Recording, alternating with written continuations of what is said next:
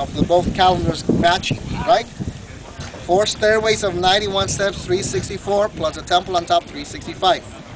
9 and 9 terraces, 18 months. They don't recognize leap year. Huh? They don't recognize leap year. That's a Good question. That's a very good question that still archaeologists are trying to explain if they really had it.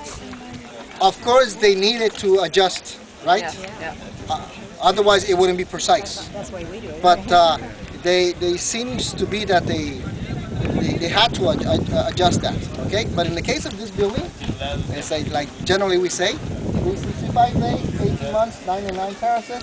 The days were represented by the stones on top, 5 on each side, 4 times 20. I mean, 4 times 5, but on 20. And the 52-year cycle, where do we find that? On the terraces, if you look carefully, there are squares or like sunken panels. You see them? 3 sunken panels on the first 8. That's 24. Plus the last one on top only has 2, 26. Plus 26 of the other side, 52. Those would be the 52 years of their cycle of life.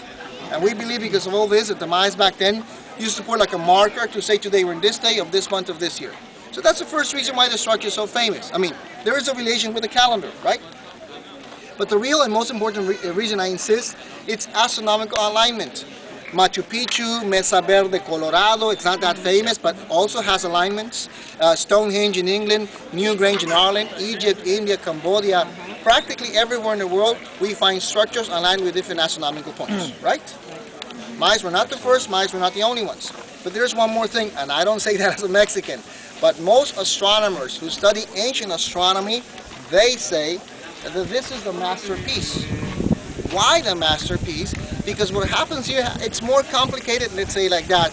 That columns align and a beam of light passing through them. See? Yeah. Or the main pyramid of Egypt, has like a hole, a tunnel, that's aligned with a certain star, right? And you can see it in a certain day of the year. This can be seen by many people twice a year. And it's very special, the effect, okay? It happens every equinox, March 21st and September 22nd.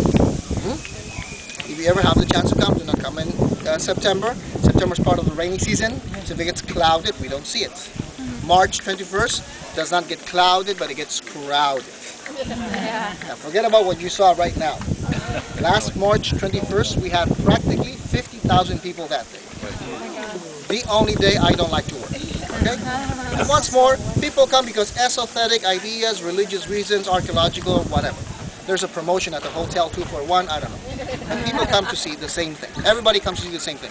What do they come to see? Okay? First of all, señores, Mr. Catholic was a British man that was here, 1830s, say 1841. This is what he saw. This is what he drew. It is a copy of a lithography. You can easily see that the building was covered by trees, and it's the big one. So please imagine, if the big one was covered by trees, imagine the small ones, right? I insist, archaeologists have done lots of work.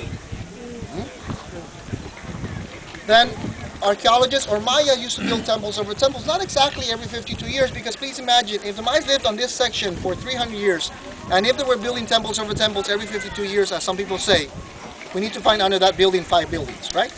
But no, we only find 1. But the Mayas, once in a while, used to build temples over temples. That's why there's an inner structure that more or less looks like this. You see it? Back then, a couple of years ago, we were able to get in. And why it was so special to get in? Because when archaeologists got inside, they discovered 2 things that were left by the Mayas practically in perfect conditions. See? And I'm talking about this. Like a reclining human with a plate in his stomach, that more than a god was considered like messenger of the gods. We call him Chakmol. And a jaguar with green spots of jade that were used as a throne by the ruler. 52 to 104 years, we don't know for sure.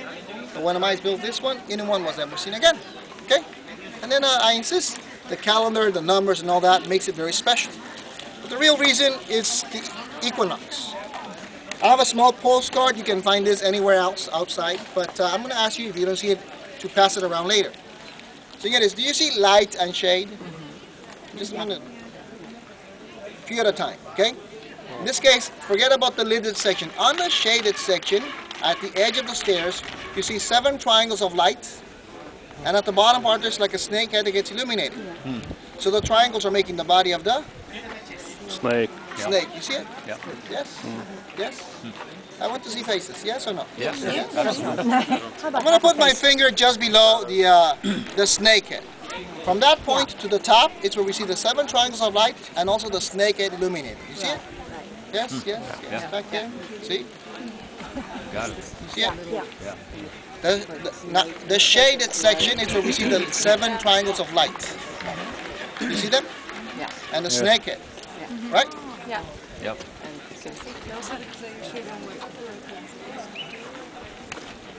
Okay. You see it now? I'm going to pass it to you anyway. I'm going to try to show you to most of you, okay?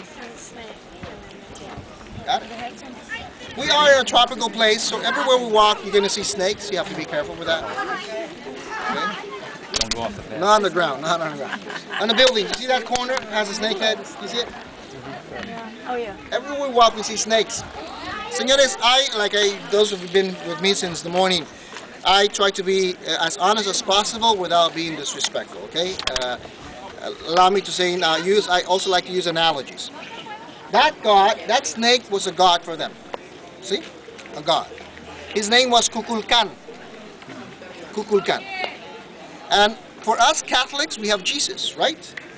I'm not saying it's the same. I'm just saying as important for us Catholics, Jesus, for the Mayas, Kukulkan. And that's why we see Kukulkan everywhere. And I mentioned Jesus. And señores, in the human history, well, we have Jesus, right?